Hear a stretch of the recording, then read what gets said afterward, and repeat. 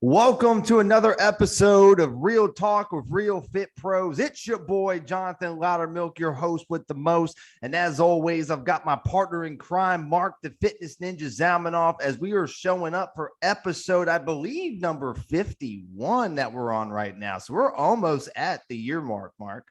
You get that? See what I did? Year mark, Mark. See what I did there? That's punny. It's very punny. Anyway, we got a damn good guest on the show today. He's actually a good friend of mine. We've had the pleasure of actually working together for a long time. So, you know, this guy knows me from really early on in my career, and it's been awesome to grow with him, not just as, you know, a mentor, but more importantly, as a friend and as a brother. But, you know, I'm going to let Mark do the official intro since I've got some history with this guy, but we're going to get into it today. Yeah. So this is awesome. So if you're listening to this, just know that John and I, on this day that we're recording 4 podcasts. Mm-hmm. And this is going to take us all the way into 2022, which is fucking phenomenal. And I got my Celsius. John, what are you drinking? Monster. Which, by the way, if any type of representation of Monster is listening to this, we are open for sponsorship. And Celsius. Yeah, I would take free product as payment. By the way, I saw a conspiracy theory with Monster's logo, so just be careful with that. I love conspiracy theories. We can do a tinfoil episode. Yes. Tinfoil hats for everybody. We'll do that in studio. We'll get Stuman back in. Oh my God. Talk about aliens. All right. Enough of this shenanigans. Let's move on to the other shenanigans. So our guest today is a fellow fitness professional. He was a homeschool kid that gravitated towards fitness in high school to fit in and socialize. He fell in love with it his sophomore year, got certified right out of high school, which means he had no clue what he was doing. Not at all. Started training at Fitness Connection, which some of you have probably been there, done that. Was a PT, assistant fitness manager, and head PT at that club. That's where he met Jonathan, followed him to 24-hour fitness, and eventually kind of started realizing what it really meant to be a coach. And for those of you who are fitness professionals listening to this, you know, coaching is just one small piece of this puzzle. And you have to know how to sell. You have to know how to structure your business. You really have to have some vision for this. And this young man that we have on today definitely caught that vision. And so we're going to kind of let him tell the story of how he came to be where he is now, how he pivoted through COVID and is thriving with his personal training business. So ladies and gentlemen, Jesse Milburn, welcome to the show, Jesse. Thanks, Mark. Thanks, Jonathan, for having me. Absolutely. All right, sir. So you know the drill. We always start this thing off with a funny gym story. So what you got for us? Okay, well, so I wanted to talk about the first big sale that I had, right?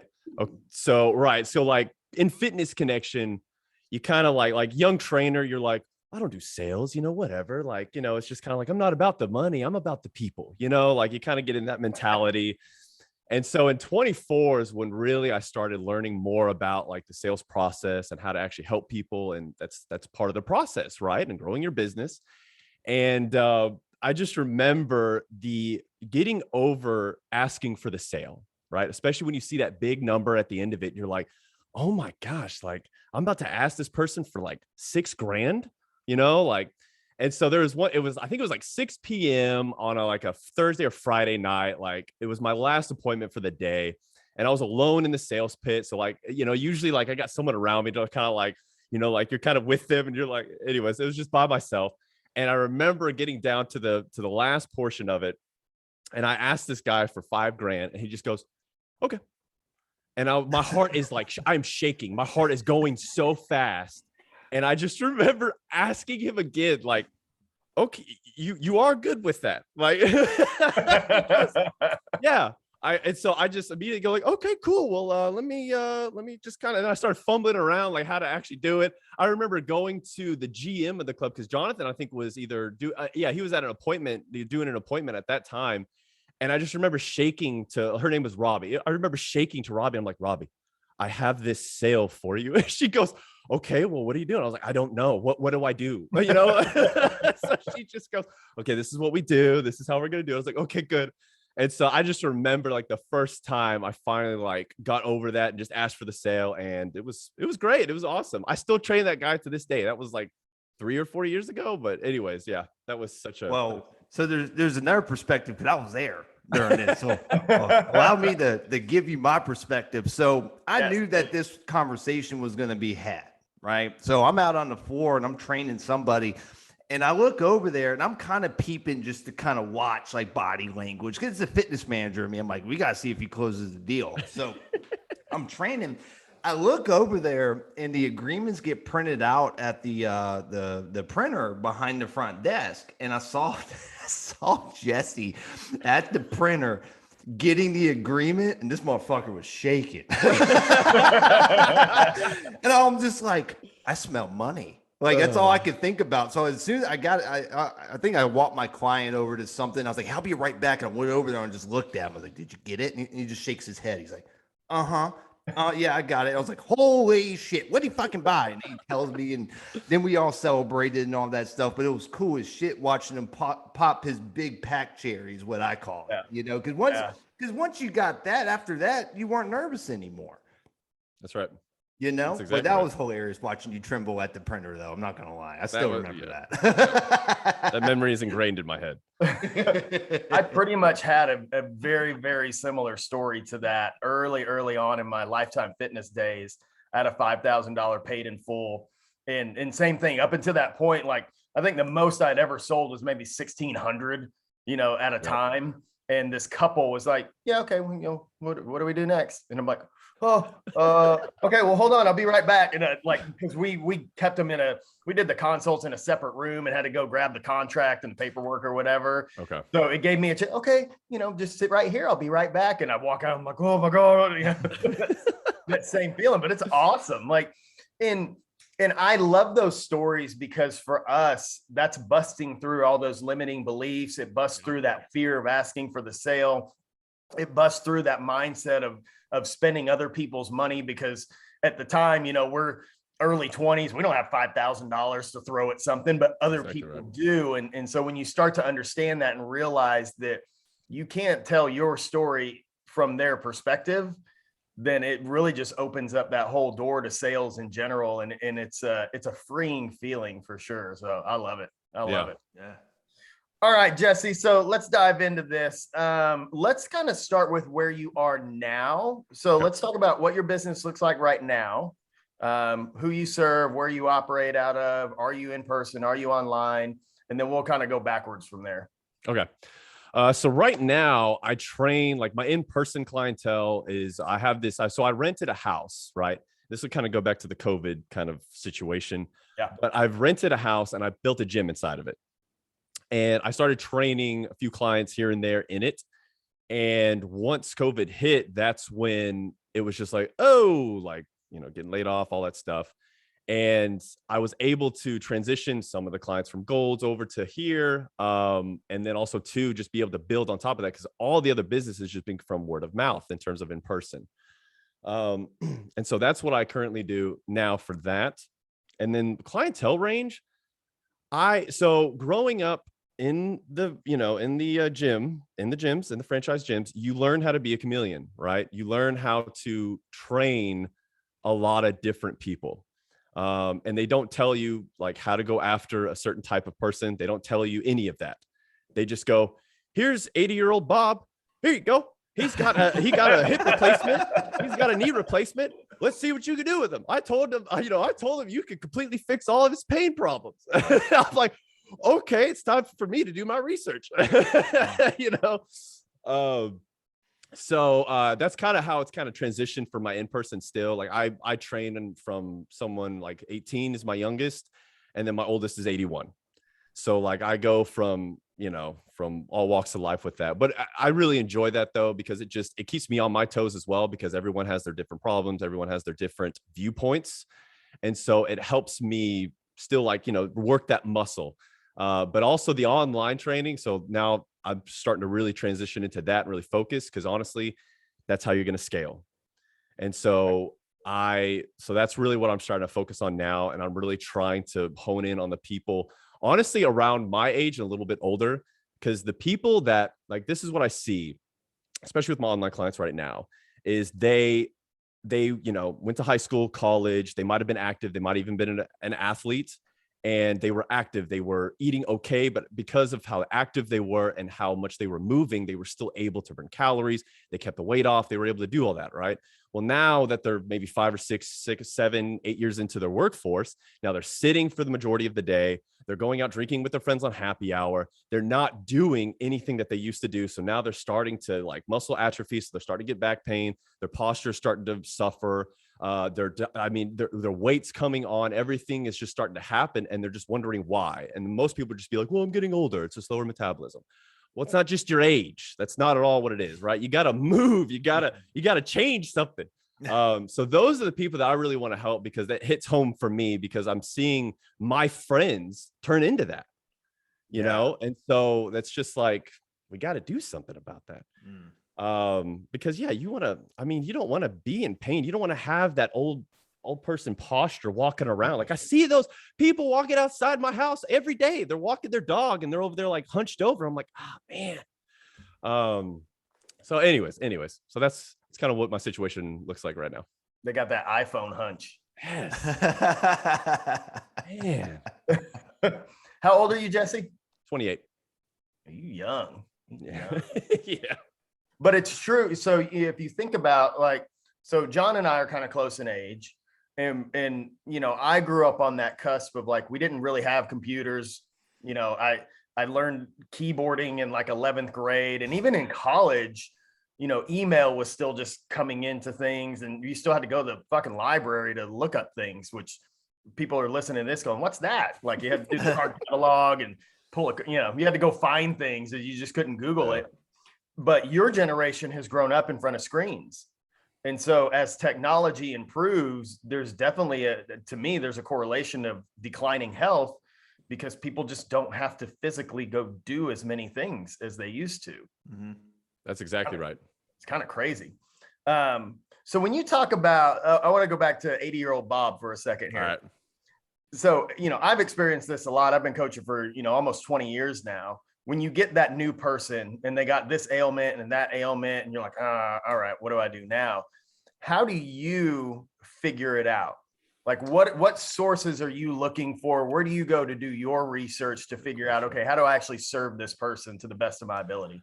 That's a really good question. Okay. So how I normally do it is I start with, because like, honestly, my big thing is because, I went to a year and a half of college, right? I don't have a degree or anything like that. And so my main thing as I've progressed through this is just learn, always learn. And so through my years, I have found different sources for different things, right? Like I have a podcast that I listen to that is specific just for learning about like the different new studies that are coming out, right? And then their perspectives on that. There are people that I follow on Instagram specifically for nutrition, right? There's people that I follow specifically for corrective exercise. Like there's a physical therapist that I follow specifically for that, to see kind of new movements, or maybe have what they do for certain hip things or rotator cuff issues or posture issues or something like that. So when I start researching, I honestly just first Google. I Google hip replacement or whatever it is, and then I start going down the list. Now, here's the thing I feel like it's just you get better with over time, because just like for anybody that starts on their fitness journey, there's so much noise out there, right? There's so much counter stuff everywhere. But as you get more educated, as you get more into this, you're able to start weeding out what you know. Like I explain to my clients, there's like this base knowledge that I kind of operate on, right? It's almost like the core values of health and fitness, right? And so I filter everything through those core values in fitness. And if it doesn't add up, I question it. Okay, well, why is it not then adding up with, progressive overload? Why is it not adding up with calorie deficit? Why is it not adding up with these facts that we know are true? What is going on here, right? So that's usually how now I'm able to filter that, but you really have to it's trial and error. And I always try that on myself, especially with corrective exercise, because it's all about feel, right? And so I'll try those movements out myself before I really try it on anybody else, because how are you supposed to teach someone if you don't know how it's supposed to feel or look? Yep. So, cause for me, I always had shoulder issues. In high school growing up, I had really bad tendonitis in my right shoulder. And that's because I didn't know how to properly set. I didn't know how to properly use any of those muscles. They didn't teach me. And so I've developed really bad tendonitis. And so over time, I had to do my own research. I had to go and do my own stuff to figure out why. And I remember going to a physical therapist for 2 sessions, and they just sat me in a corner and I just did external rotations with a band.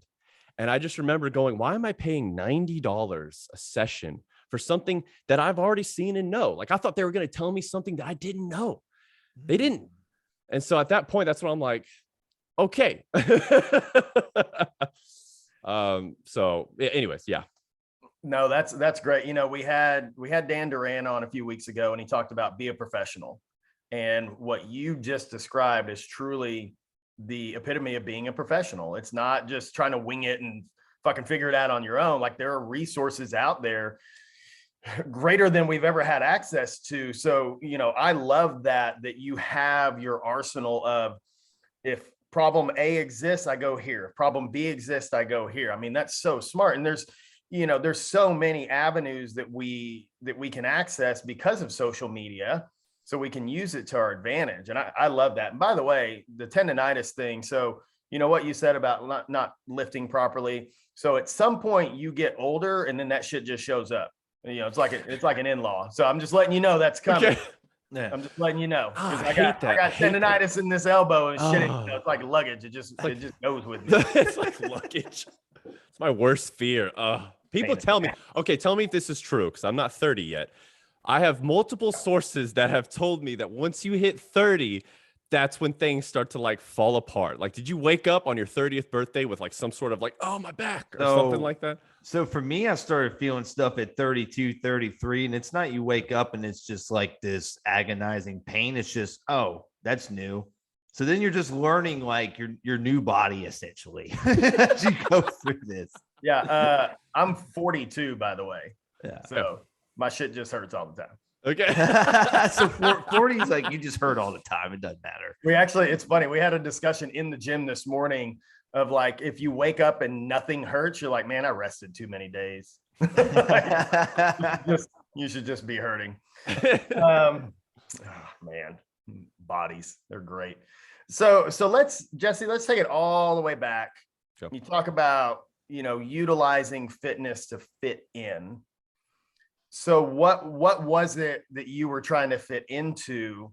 And then where was the turning point where you're like, I actually want to do this for a living? Like this seems like a viable solution to, you know, feeding myself for the rest of my life. Yeah. So I was homeschooled, right, up until high school. I went to a private school for high school. And as you can imagine, that was a social shock for me, right? Like being around all these people, being around everyone. It was very difficult for me to socialize. And so working out, like, because they had a gym, we would go work out before school started in the mornings. Like, it was a little class that they did, and they allowed us to actually go there without any supervision, which, looking back on that, it's interesting. But it was awesome though, because it was just like, it was only 4 of us that would do it, because no one wanted to get up before, you know, school to work out. Like, what is wrong with you? Yeah. And so there's only 4 of us. So that really helped me like be more of in an intimate setting to be able to build friendships, and also just kind of have an activity, something fun to do that we were all like not good at, you know? So it's not like all of them excelled except for me, because then that would feel very isolating. So we were all just learning and trying to get better. And so that really like I really enjoyed that aspect of it. And then it really helped me actually build friendships. Now, it wasn't until senior year that I actually really like, I'm gonna like go at this 100%. Like, I started bringing like protein bars. I remember bringing 2 things of Greek yogurt every single day, and I ate it in like my 2nd or 3rd period. And thank you for my teachers for allowing me to eat in class. Thank you. And I just, so that's senior year was really when I put like everything into it. And I remember too, when I graduated, like, you know how they'll like vote you like most likely for this or something like that. I was most likely to be on a P90X commercial. That's what they did. That's what they did. And so that's when I really knew I really wanted to do that, because honestly, I didn't have anything else that I really wanted to pursue. And I felt like I had a grasp on it. That was like the first time that I felt like I excelled at something. And so right out of high school, that's when I was like, you know what? I'm going to get the NASM CPT. And so that's what I did. Fun fact, I failed it by 1 point. And so I was so pissed. I was so mad. But luckily that I was able to retake it and I passed. What's funny is they tell you how bad you fail, but they don't tell you how good you passed. Anyways, Fair they point. just say pass. But what's funny is like whenever you started, like, I don't know how some PTs are, but whenever I started, I had the envision of, I'm going to train world-class athletes. I'm going to train these stars. Like, I'm going to be, it's just going to be so good. And then reality hits you, right? Like, you train just your normal person, right? You just train someone that just needs to lose weight, that is struggling with their habits, that's struggling with their eating, portion control, all this stuff, right? So anyways, at the very beginning, it was very eye-opening for me.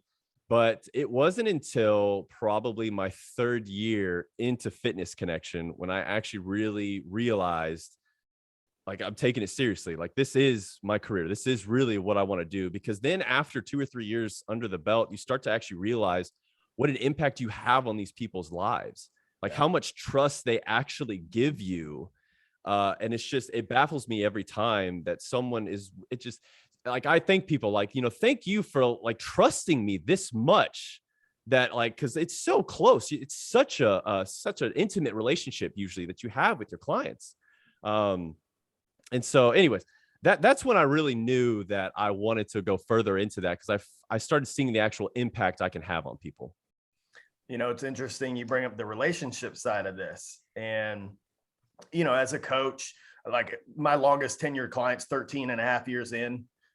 We've vacationed together, and, he's helped me move and all these other things. And to me, there's this curve of you start and you don't really know what you're getting into. Then you realize, I have to learn how to sell. So there's this skill set you got to build, but then it comes back around for those of us who last, because now, you've probably been doing this almost a decade, pretty much. Yep. It comes back full circle of like, it is about relationships. And it is about showing people that you actually care. Because for a lot of people, like, we spend more quality time with some of our clients than anyone else in their lives. And when you know that and you accept that responsibility, then it brings that relationship to a whole nother level. And that's where, again, I think those of us who last in the industry, that's the light bulb that goes off. You're like, if I just show that I care and actually care, not just show it, but if I show that I care and I genuinely want to help people, the business usually comes. And if we're willing to open our mouth and tell people about it, that's the other side of it. We can't just be good. Like, somebody's got to know. That's right. Right. But clients come and then they stay too, because they understand, like you said, you're still training that guy that you sold, many moons ago. And he's with you for a reason. And I always think it's funny because half the people we have forever, they don't get the results they really came for. They just like you. It's true. It's very true. So where do you get clients from? So again, you've been doing this for a long time now. So you have a reputation, you have testimonials, you got things you can pull from. So where do you look for clients, and who do you look for in a client? So, well, like for the in-person stuff, it's all word of mouth, right? And honestly, in terms of the hours in the day for in-person, I probably have 3 slots left and I'm done. I'm full. And so that's why the online thing, because I'm looking at that and I'm just like, how can I scale without like charging so much money, And so I don't want to start charging 300 or 400, per hour. And so that's why I'm just like, you got to scale online. So in terms of how I get any kind of business in person, is all word of mouth. It's all friends. It's all family. It's so funny. I have 2 people right now that they'll bring up like this person. They're like, I've been trying, man. Like this person, I'm just like, they're like, I've talked to her 3 times. I'm really trying to get in here. I'm just like, it's okay. It's okay. Like, you don't have to like force it. Cause honestly, if you force it, like, I don't think I want that person, But so now though, what I'm looking for a client, see that is something that Jonathan's actually been helping me with. Because once again, like in person, I've always just been the man to like take whatever is coming my way because I want to help everybody, right? Like that's always the mentality I had. Like I want to help everybody. So if you're going to come to me and ask for help, I want to help you. But I have now realized that sometimes it just doesn't work. It just doesn't work because either the expectation that they have, which that's another thing too, that has been a big thing, is how do you set that expectation up at the very beginning? Because that can also weed them out right at the beginning. They might just be like, okay, you know what? Actually, that doesn't sound like something I want. But the in-person right now is what's cool is most of the people that all of the people that I train right now, I really enjoy. So usually they're going to have people that are like-minded that are going to come to me. Usually there have been people that like I've had to kind of weed out a little bit. But right now it's all good.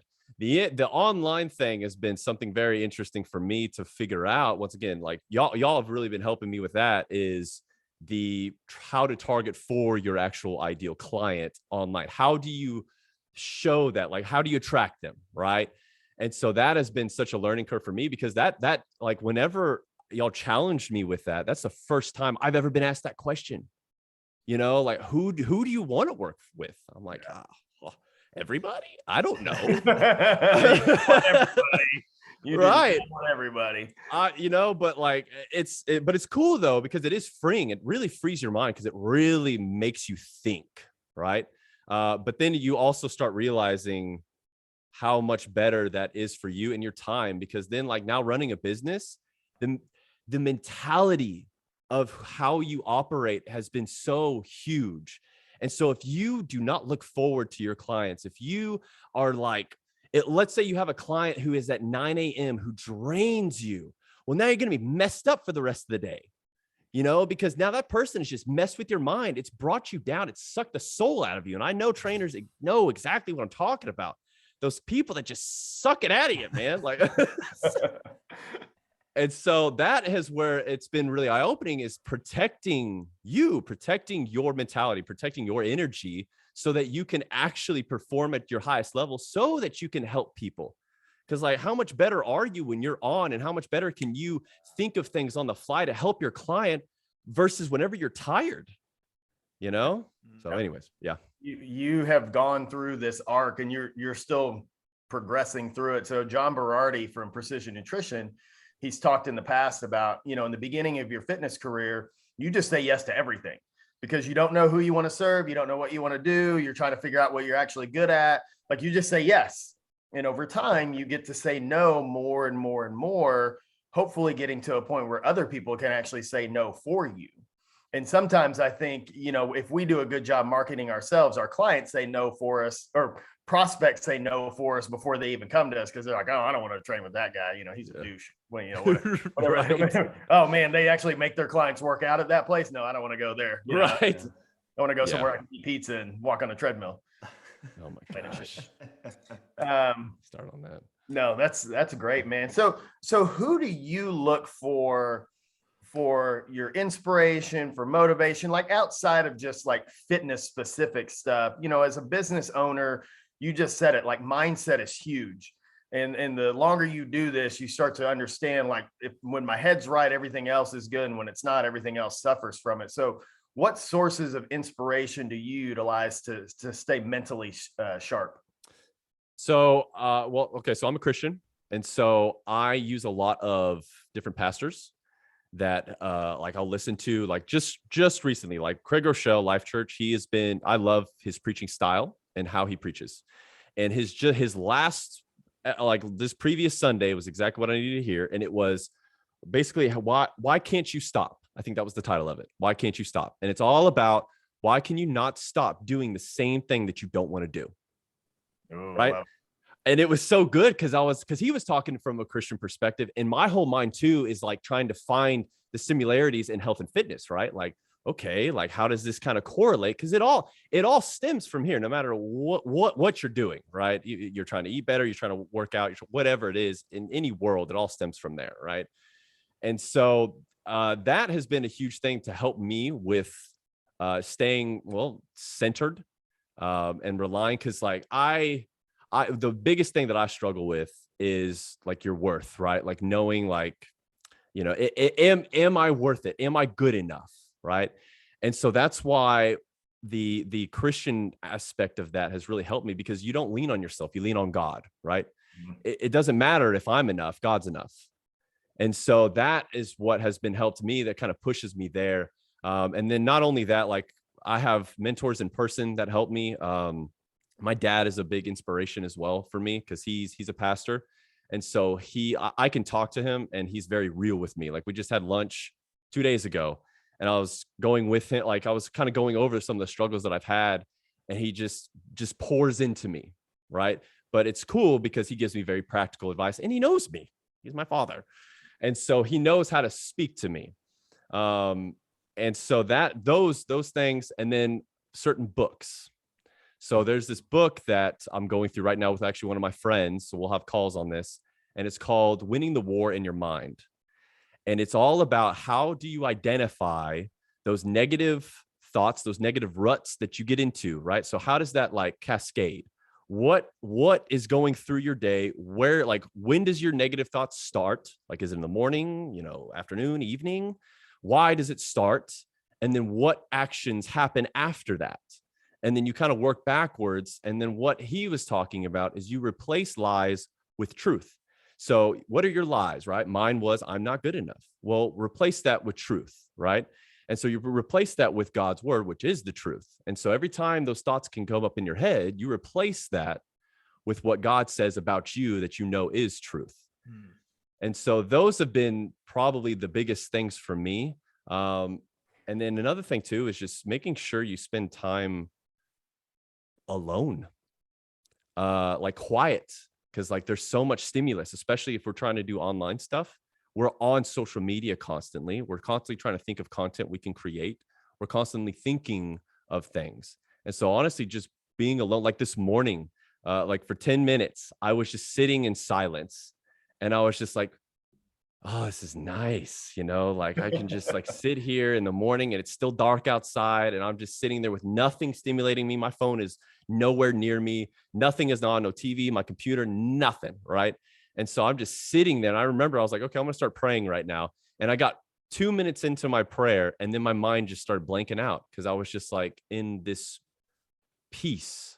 And so anyways, that's been a huge thing for me. And yeah, it's just being consistent with that, because I know if I fall off, because sometimes, you know, you get on a good roll, you're feeling good, things are happening, and you're like, I don't got to do that.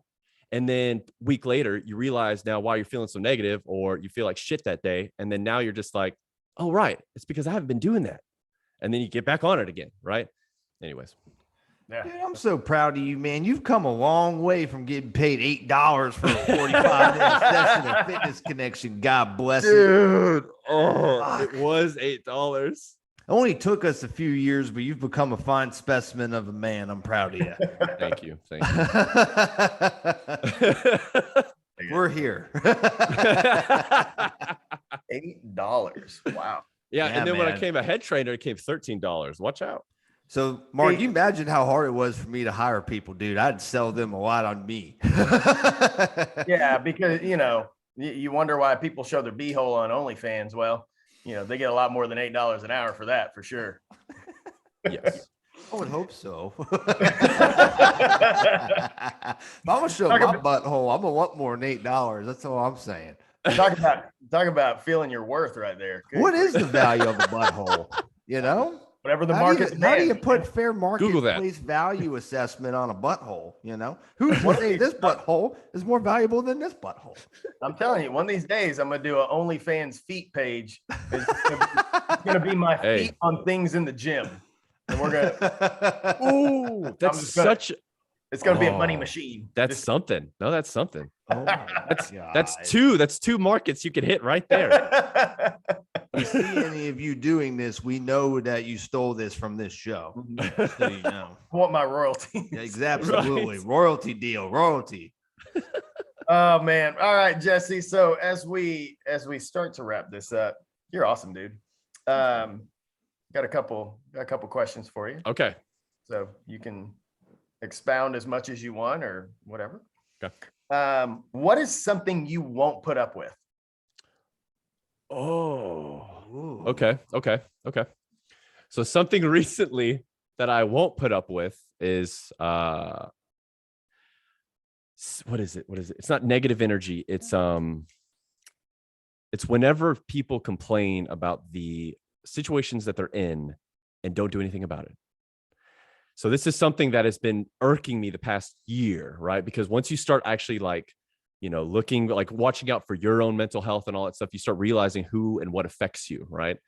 And so that's been a huge thing for me. Like someone in my family can be like this. And so every time I'm around them, it's very hard for me. Mm-hmm. So, yeah, because I was telling my dad about that on Monday. I just have to keep quiet. He's like, that's what you have to do. And I was like, all right. But it's draining, but I can't stand it, especially like the clients now, when they start talking about it, I'll get serious with them. Because it's just like, you can keep talking about this all you want. But if you always give me excuses for solutions, then we're done. They say that the second time you complain about the same thing, you're just complaining. That's like it. You're not looking for a solution. And honestly, and John, I know you can attest to this. That's probably the hardest part about personal growth, is understanding that not everyone's trying to grow at the same rate you are. Some people aren't trying to grow at all, man. They That's like fact. the idea of it. And you go, there's the door. And they're like, but that's a big ass door. I'm like, yeah. And it's all the way over there. It's all the way over there. They're like, not really. It's kind of like what you said earlier. I don't want to go to that gym. I actually have to work out, And then I think with Jesse, you're saying, man, is you're just getting like, it's almost, you've become more aware. It's like the Matrix, man. Once you take that fucking pill, there's no turning back. And did I not tell you that before we started? You did. I did. You did. But it's going to change your fucking life. I know. I'm checking for my holes, on my body right now. Like, I'm just Well, like, I actually look like Keanu when he comes out. So I'm ready for it. You do. I never I'm thought ready about for that. Matrix 4, man. Let's fucking go. But you don't look like the John Wick Keanu. So true. Yeah. You just need yeah. All right. Second question. This is awesome. Can you write in cursive? My name. I'm so glad that we pay taxes to have that as a class for second graders. That's so fucking important. It's like, for people who grew up having to write in cursive, it's going to be like the code language at some point where we can pass notes and nobody knows what the fuck it says other than the people that do it. I'm telling you, yeah, I remember someone handing me some piece of paper or something. I forget what it was. And it was all in cursive. And I remember telling them, wait, what does this say? Because I couldn't understand it. I was like, what does this say? Anyways, yeah. All right, last question, sir. If you could have a billboard with the message on it for everyone to see, what would you want the message on the billboard to be? It's so funny. You know, the first phrase, marketing. The first phrase that goes into my head is go get what you're worth. So that's really fun. I know. That's what I'm saying. Marketing. It's in my head. It's in my head. Because I'm doing my job. It's finally working. You know what? Probably is. Honestly, like there's so much to this, but like if it was for a general population, yep, and it was just just a billboard, and what probably can benefit most of the people right now, do less cardio and lift more weights. I like That's it. good advice. That's what I would. That's it. True. I dig it. This has been great, man. You and I haven't really got a chance to converse too much, but I know you and John go back quite a bit. So I've really enjoyed this, just learning more about you. You've dropped tremendous value throughout this of truly what it's like to kind of go through the evolution of growing a business and understanding what it means and the mindset behind it. So I really appreciate it, man. course. Yeah. No, this was fun. This was really fun. I enjoyed I'm this. not gonna lie. I was expecting to just fuck with you a lot on this, and you guys actually had a damn good conversation. So I didn't say anything. I was waiting for it. I was waiting for it. I was ready. I was like, oh, I was I'm gonna ready. fuck with him so hard on this, and then y'all had a good conversation. So here we are. Good. So Jesse, we'll put all your stuff in the show notes, but tell the people where they can follow you, where they can find more information about what you do. Of course. So my biggest one is Facebook. So Jesse Milburn, you can find me there. I got a red shirt, Superman pose. It's easy. And then my website, unshakable.fit, has all that on there, plus my podcasts, and then podcasts on Spotify, Unshakable Fit. And then, of course, Instagram at Unshakable Fit. So I'll say this for you fit pros out there. Y'all like listening to trainers get fired up and pissed off over like misinformation out there. Listen to Jesse's podcast. I'll be honest, I don't understand half the shit you're talking about. But the fact that I'm just being honest. But watching you get all fired up and pissed off is why I watch, and it's awesome. I can finally have an outlet. Because like most of the people, most of my friends, most of my clients, they don't want to hear any of this. No, they don't. So like that's when I can just start, just let it out. Well, it's a damn good show, so I highly recommend you guys check that out. As always, once again, Jesse, thank you so much, man, for coming on the show and dude, more importantly, being in my life, dude. We appreciate the hell out of you, man. And as always, for y'all listening to the show, don't forget to go out there and get what you're worth and be like Jesse Milburn, baby. Yay. Damn good. Damn good show.